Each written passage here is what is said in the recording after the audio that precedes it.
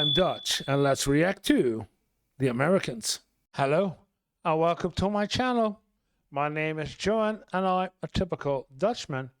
And if you're planning to come over to Europe for your holidays, or maybe to live here permanently, or you're wondering what are the differences between living in Europe and living in the United States, then you are at the right channel, because in the channel we take a look at and react to videos about life and living in America versus life and living in Europe, or specifically the Netherlands. And for today, we're going to take a look at the video of, and I see that a video of RV crisis and housing market crash. RV crisis and housing and a market crash. Should that be market? Well, okay. So we're going to start with a subscribe.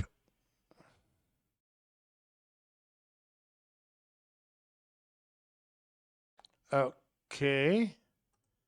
Twice. Good. Never seen it before. Subscribe to this channel and like the video. And this is about homelessness crisis in New York is out of control. You won't believe what is happening in 2025. So I am curious. Let's take a look at it. Now let's see what is coming up in this video. Play. Strange video. Okay.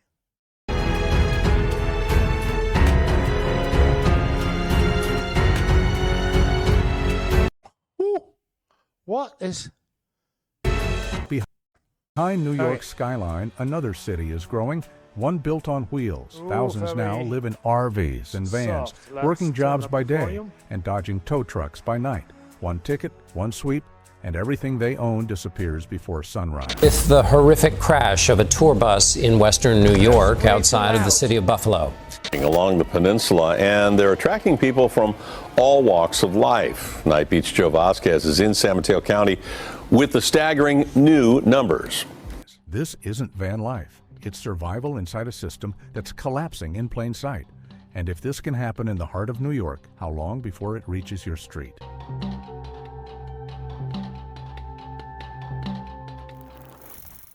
The hidden crisis. Let's get something straight right now. Vehicle homelessness is not van life. Van life is a 25-year-old. In all fairness, we will take a look at the video, of course, how much, but it's not that we over here in Europe don't have homelessness. We do have. I was at a shelter a couple of last week of people who are exploited by their bosses. So they get a contract to work for example, 3 months, and they come over, and with that contract there is also a house, more or less a housing with 10 or 15 people in one apartment, for example. But when the contract is over, the housing is also over. So if they don't have a job, they are kicked out of the house. So yeah, it's becoming ever greater problem now in the Netherlands, and I guess it's also gonna be anywhere else in Europe. That this kind of migration, workers' migration, with some, let's say, illegal agencies in Poland recruiting Belarusian and then deploying them for work in the Netherlands, and then they get homeless. So we have a problem too. I don't know if we have the same size of problem as that there is in the United States, but it's not that we don't have homelessness. We do have them all. But usually America is bigger, better. So I guess this is bigger, better in America too. With a trust fund. Sorry. solar panels on a Sprinter van, and a laptop job posting sunset photos from Joshua Tree. Vehicle homelessness is a 52-year-old home health aide sleeping in a 2009 Honda Pilot because her rent went up $800 in 1 year and she couldn't keep up. What? $800 in 1 year?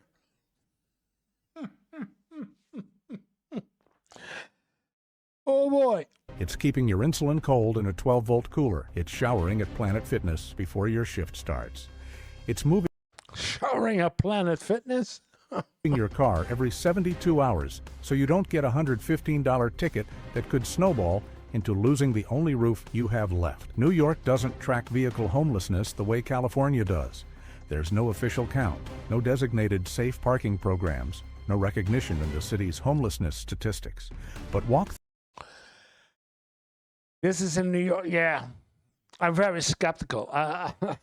Let me know, guys, for the people who live in or near New York, how real is this? Yeah, I believe so. It's real, but there are homelessness because I've seen videos of people living in hotels because it was cheaper to live in a hotel than it was at home, or people who are living in a cargo box. A storage box, etc. So I know it's a problem. I know, but through the industrial corridors of Long Island City, the waterfront lots in the South Bronx, or the forgotten edges of Staten Island after midnight, and you'll see them. Dozens of RVs, conversion vans, and older sedans with fogged-up windows and makeshift curtains. These are the unsheltered homeless that statistics miss. People who don't fit the visual narrative of homelessness we're used to seeing. They're not intense, they're not on subway cars, they're in vehicles, very soft. and the systems designed to help homeless New Yorkers weren't built for them. Here's the terminology you need to understand this crisis. Unsheltered means sleeping outside, whether that's on the street or in a vehicle. Vehicle dwellers are people living in cars, vans, or RVs full-time. Safe parking programs provide legal overnight spots with bathrooms, security, and services. New York has none. The 10-year rule means many RV parks won't accept vehicles older than a decade. Sweeps are when police or sanitation clear out vehicle encampments, often towing everything in sight. Don't accept vehicles older than a decade. And the 72-hour rule means you can't legally park in the same spot for more than 3 days without moving. When you're living in your car, that's not a parking regulation. It's forced migration with nowhere to migrate to. The rent-death spiral. Only in naturaki.com. Here's how it starts. The median asking rent in New York City hit $3,500 per month in 2023 to a In 2023, $2,500 a month. Hallelujah. afford that without being rent burdened, you need to make $140,000 a year. The city's actual median household income, $76,667. Yeah, median 76,000. If you earn 76, it's over here in the Netherlands you won't, but if you would earn 76, then you are living a life of luxury. You don't have to worry that much about everything. You need to do your taxes and have to pay your bills, but in general, you keep 400 or 500 euros a month for your savings. So even with car, etc., etc. So with 76, no problem at all. The minimum to have a carefree living over here in the Netherlands is about 40 to 50K a year gross. Do the math. A studio apartment costs $42,000 annually. A used RV costs $15,000 once. For someone making $35,000 a year as a home health aide or retail worker, that RV isn't a lifestyle. 35,000 and you cannot survive in a house?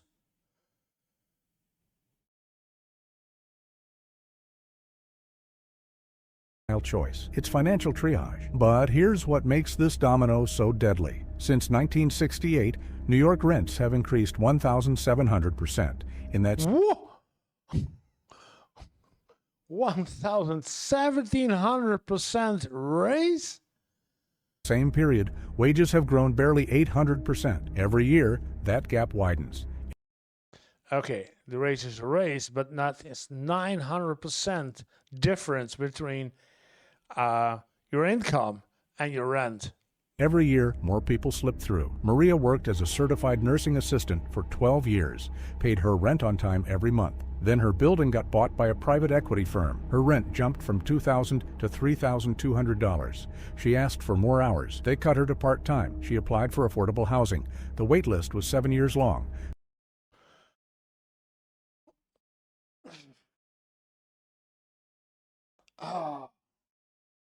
That won't happen over here in Europe.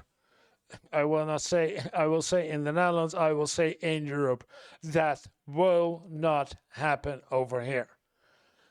You cannot increase your rent with, what is it, $1,200? $1,200 or 1,200 euros within, no, that won't work. Not at all. So she bought a 2012 Honda Pilot for $8,000, moved her clothes and medications into the back seat, and started sleeping in industrial Queens. That was as a assistant and as a nurse. Yeah, as a nurse. 18 months ago. She's still there, still working, still one parking ticket away from losing everything. But when you can't afford rent, the next thing that disappears isn't furniture. It's the legal places to park. Every person living this reality deserves to be seen, and every view helps keep their story alive. Whoa! Are these all homeless people? Homeless people. Subscribe, share, and keep watching, because the more we know, the harder it is to ignore. RV Parks price. Out survival. The few RV parks within 50 miles of Manhattan charge $80 to $120 per night. That's $2,400 to $3,600 per month.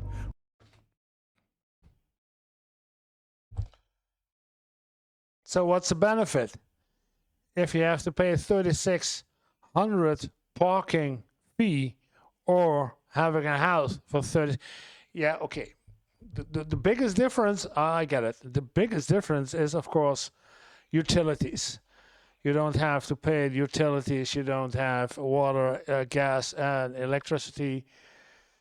Yeah, but you still need petrol to get to your house, to get to your job, if you have a job. So, okay, yeah, you gain some. Yeah, okay. But again, this is also being exploited by the people who are offering these, yeah.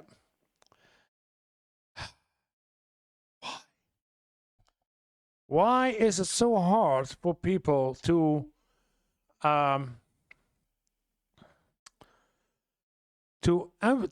empathy with people who don't have it that good?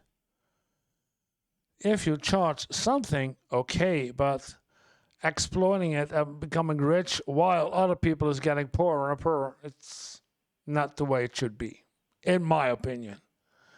More than most apartments, and they cater to tourists, weekend warriors, and retirees with pensions, not people using an RV as their primary residence. The ones that do accept long-term residents impose the 10-year rule: no vehicles older than a decade, mandatory proof of insurance, registration that matches your current address, which is impossible when you're homeless, maximum stays of 30 days before you have to leave for 2 weeks and reapply. James is a 58-year-old veteran living in a 2009 Winnebago. It's paid off, runs fine, but it's 16 years old.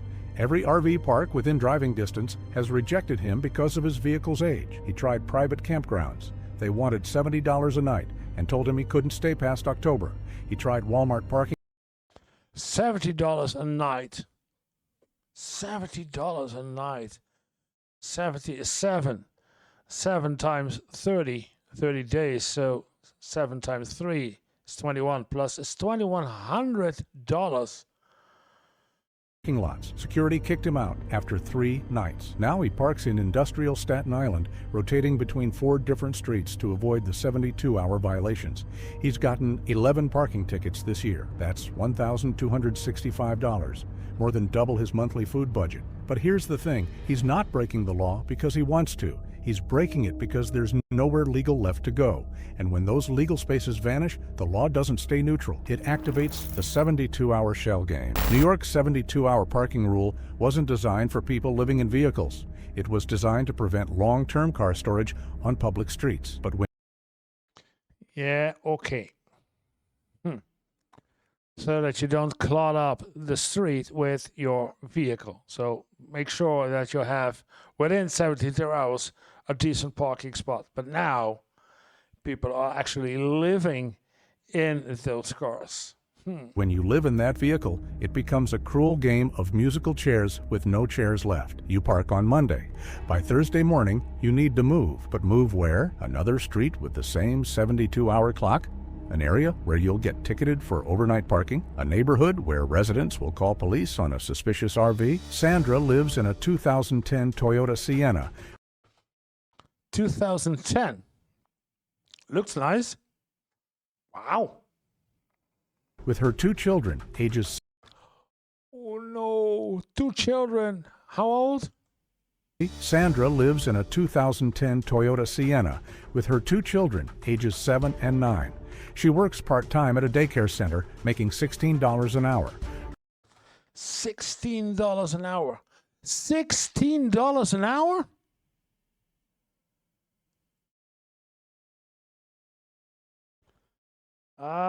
We discussed it lately. But $16 an hour is something that over here in the Netherlands someone gets. I have to be careful because otherwise I get in trouble. Where did we see this and where do I have it? I had to look it up and had some time to do it. This is what I saw recently when we were near McDonald's during our tour. And this is what you get over here in the Netherlands for working at McDonald's. So at the age of 21, you get all in €17.20 an hour. Plus, when you work after midnight, you get a €2 hour extra when you work after midnight. So then the price will be up €2 more at McDonald's. So €17.20 an hour. And now I'm forgotten about what we're talking about in the video. So I have to go back to the video and listen. So over here, €17.20. So let's get back to the video. Her kids go to school. She works part-time Toyota Sienna with her 2 children, ages 7 and 9. She works part-time at a daycare center. Part-time at a daycare center, okay? Yes? Daycare center. This was McDonald's, €17.20. This is a daycare center? Making $16 an hour. $16 an hour.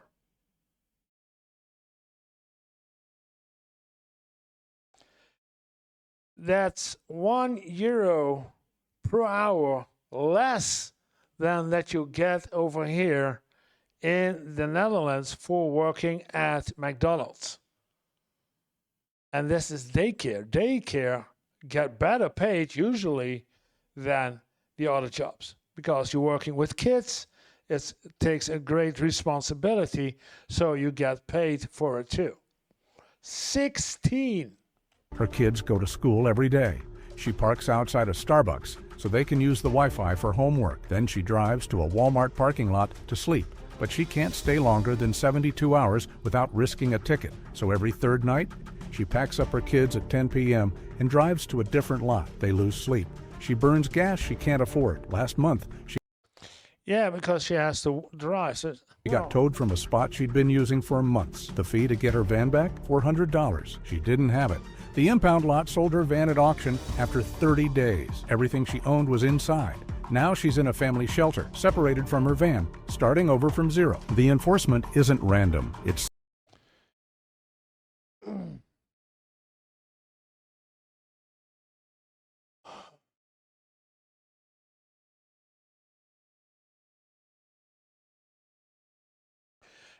hard to watch this kind of videos and hearing stories of people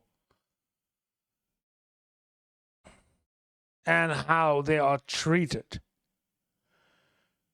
It's heartbreaking. This is it's insane. This is insane.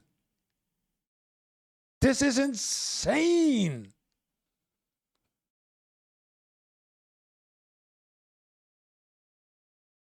You can't do this to people.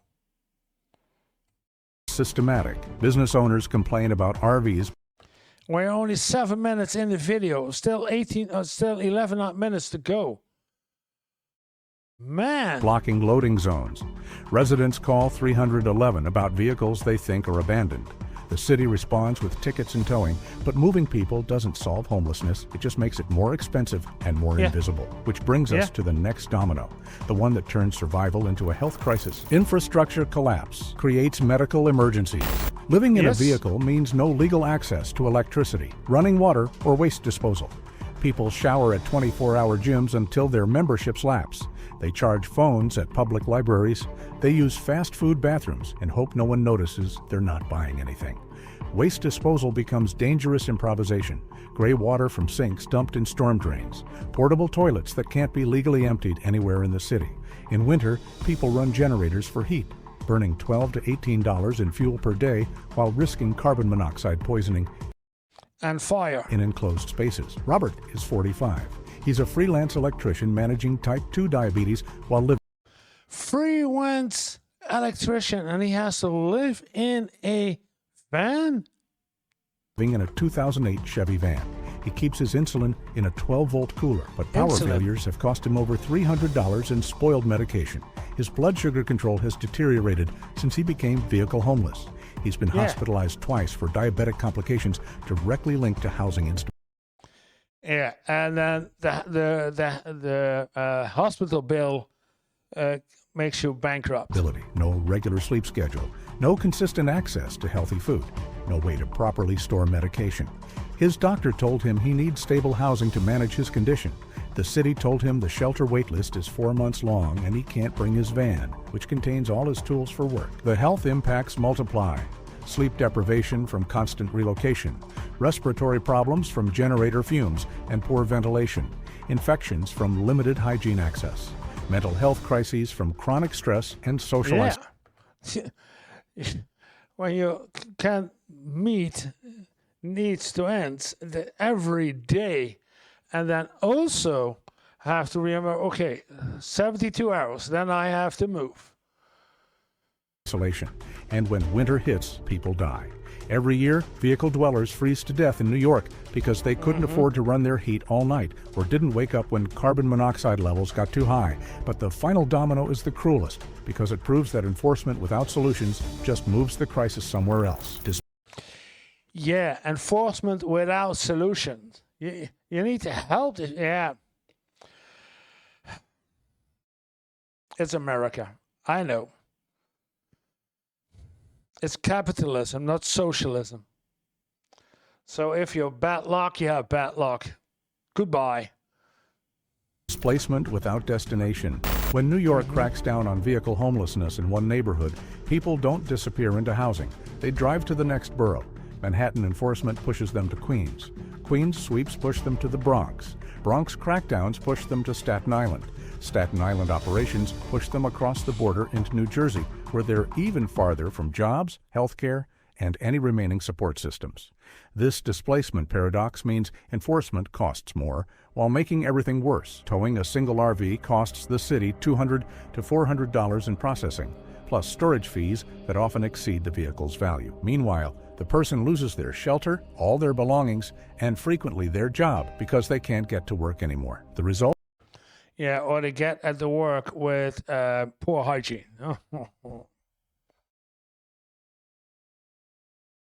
A crisis that gets more expensive and dangerous with every intervention that doesn't provide housing.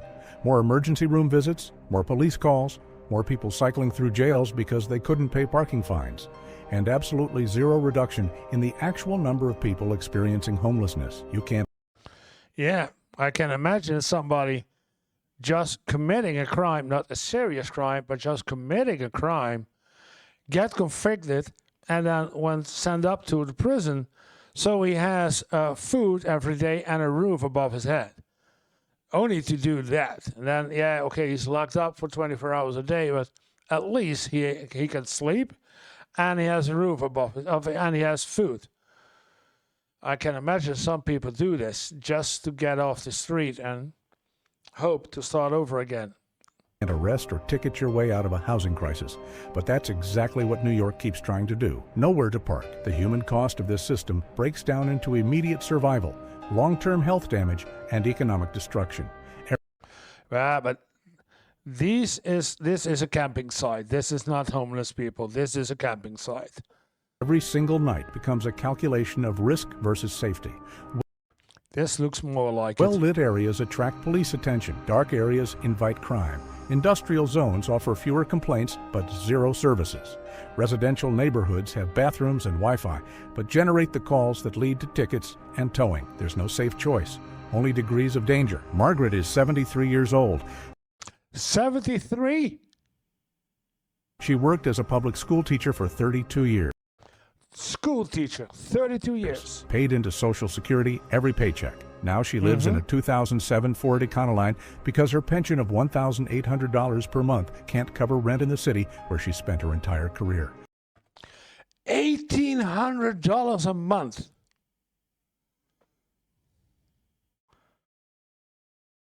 I wish I had it.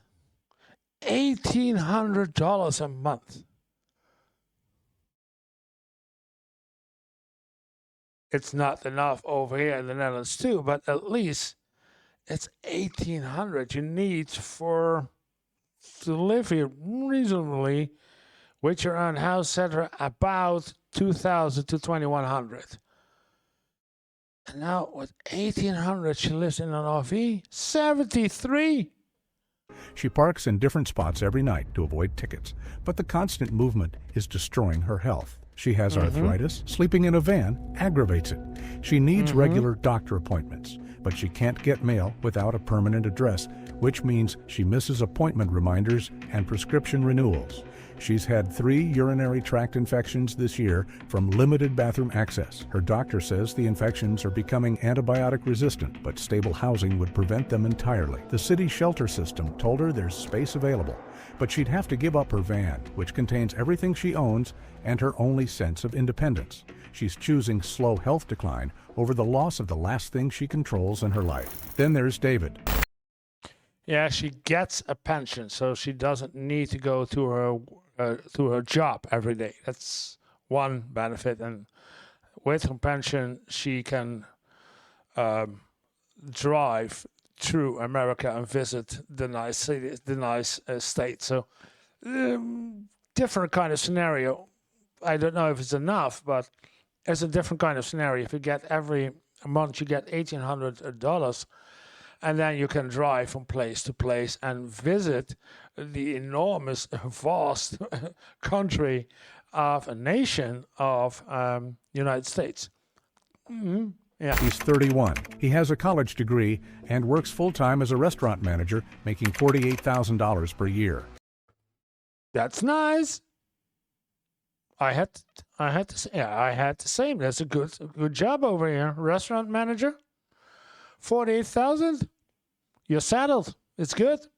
That should be enough. But his student loan payments are $650 monthly. After taxes, he brings home about $2,800. The cheapest studio he could. 2,800. That's a nice salary. I had the same when I was working in education as a teacher. 2,800.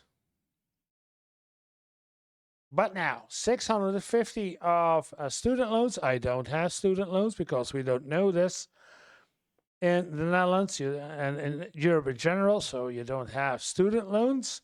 So no 650. And then for her studio, fined was $2,400. That left him $400 for food, transportation, phone, insurance, and everything else.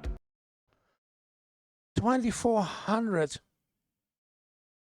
For 2,400, imagine 2,400, I'm calculating in my head, then I would have a mortgage for 4 houses. I can afford 4 houses with that kind of a mortgage. I have a mortgage of 650 every month. So with 2,800, more than enough to survive. Well, 24. He lasted 3 months before his savings evaporated. Now he sleeps in a 2014 Nissan Sentra and showers at his gym. He hasn't told his employer. He's terrified they'll fire him if they find out. But he's so exhausted from sleeping in a car that his work performance is slipping. He fell asleep during a staff meeting last week. His boss asked if everything was okay at home. He said yes, because admitting he doesn't have a home means admitting he failed, even though the math was impossible from the start. And then there's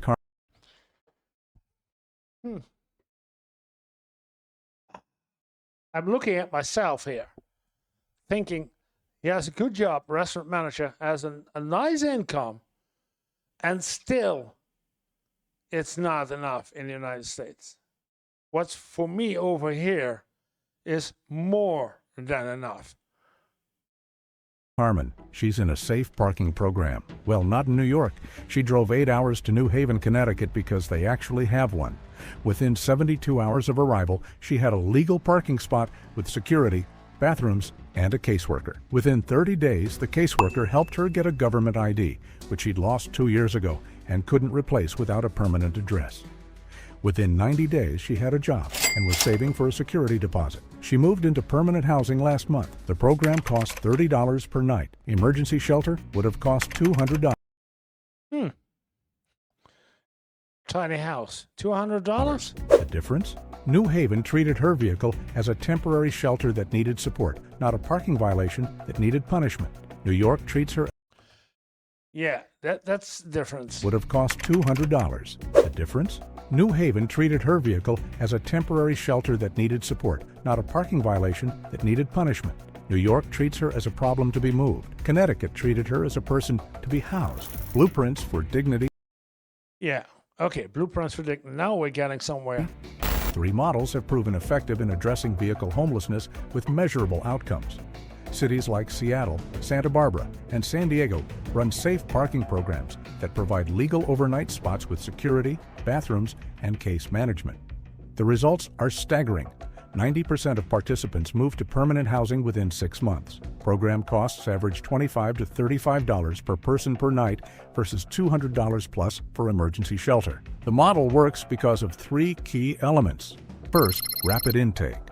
People can access safe parking within 72 hours of application. No weeks-long wait list, no complex eligibility screening. You have a vehicle and you're homeless? You're in. Second, collocated services. Case managers, healthcare providers, mail services, and job counseling operate on site. Participants don't have to navigate 5 different agencies across the city. Everything they need is in one parking lot. Third, housing navigation integration. Staff help people apply for benefits, secure identification, search for apartments, and transition to permanent housing. The parking program is. So it's not all bad. It's just bad in New York, if I understand it correctly. Isn't the solution. It's the stable platform that makes the solution possible. Albuquerque operates a vehicle triage center that processes 40 to 60 RVs monthly. The program offers immediate services like vehicle repairs, waste disposal, propane refills, and mail service, plus longer-term support through housing placement assistance. 75% of participants successfully transition to permanent housing within 90 days. Okay, so there are examples of the right way to do. That's how you treat people, like people. The triage model recognizes that vehicle homelessness often reflects mechanical or administrative problems, not just lack of housing. Fix someone's transmission, help them register their vehicle, provide legal parking, and they can maintain employment while seeking housing. The center costs $180,000 annually, but serves over 600 people. That's $300 per person versus $3,000 plus for emergency interventions. Los Angeles operates master lease lots where the city rents privately owned parking areas and sublets spots to vehicle dwellers for $1 to $5 per night. These lots include sanitation stations, electrical hookups, and on-site services. The strongest programs share key performance indicators: placement into legal parking within 72 hours, government ID secured within 30 days, with 90% getting it within 7 days. Case loads no larger than 25 participants per case manager. Lease up to permanent housing within 30 days of finding a unit, and retention rates above 85% at 24 months. Programs hitting these metrics achieve 65 to 80% transitions to permanent housing within 1 year. But programs alone aren't enough. Policy has to change. First, okay, next step. Not only programs, but actually change policy. Yeah, it should be illegal, like it is over here in Europe, that you can increase somebody's rent with $800 within a year. It should be, that should be illegal. A maximum of, I don't know, 2%, 3% max. That's it. scrap the 10-year vehicle rule at RV parks. Replace it with safety inspections. A well-maintained 15-year-old RV is safer than a neglected 3-year-old one. Age doesn't determine habitability, condition does. Second, create long-term stay zoning in industrial areas. Allow vehicle dwelling in zones where it's already happening informally. Add infrastructure, bathrooms, water, electrical hookups, waste disposal. Turn informal encampments into managed sites. Third, upgrade infrastructure in underutilized city-owned lots. New York has thousands of parking lots that sit empty overnight. Convert 20 of them into safe parking sites. The real estate is already there. Fourth, yeah, and nowadays empty, if I'm correct. Include vehicle homelessness in federal definitions. Right now, HUD funding doesn't fully recognize vehicle dwellers. That limits resources. Advocates need to push for definition changes that unlock federal support. The bridge back. Over 158,000 New Yorkers are homeless tonight, and thousands are sleeping. How many? Over 158,000 New Yorkers. 158,000.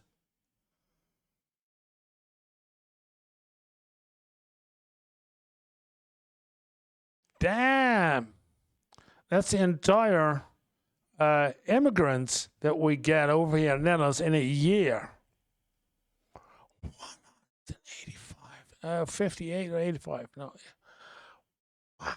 Yorkers are homeless tonight, and thousands are sleeping in cars, vans, and RVs that the system doesn't even count. They're not choosing this. They're surviving an equation that no longer adds up. Rents rising faster than wages, RV parks priced beyond reach, parking laws that punish rest, and health emergencies created by neglect. But solutions exist. Safe parking programs, vehicle triage centers, and master lease lots have already proven effective in cities like Seattle, San Diego, and Albuquerque. They cost less than enforcement, work faster than shelters, and actually move people into permanent housing.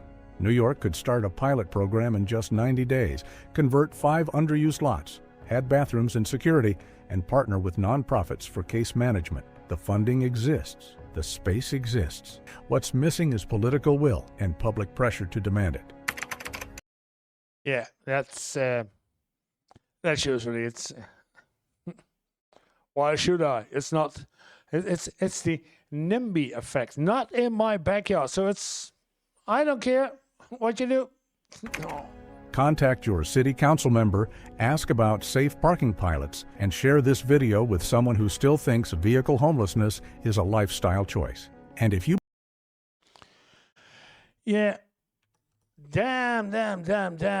Wow. This is dire. It's hard to hear that people are treated this way in the Big Apple.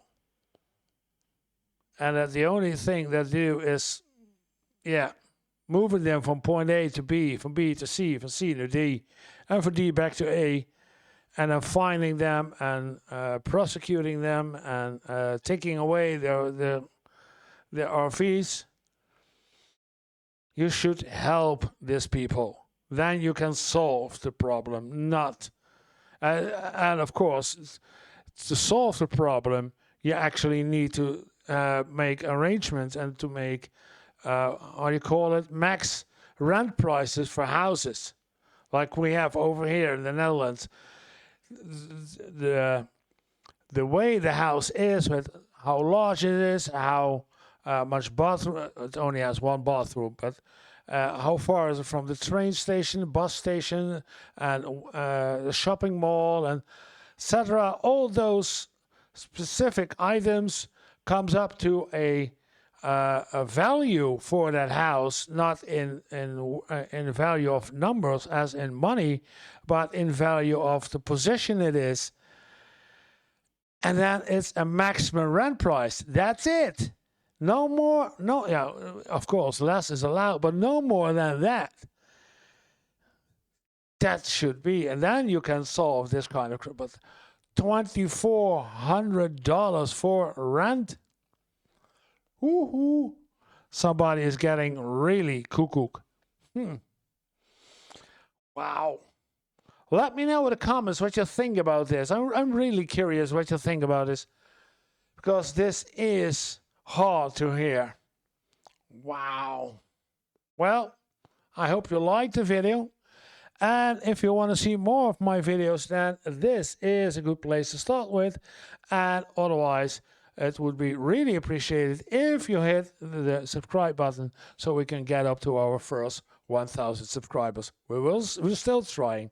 So thank you for watching and see you in the next video.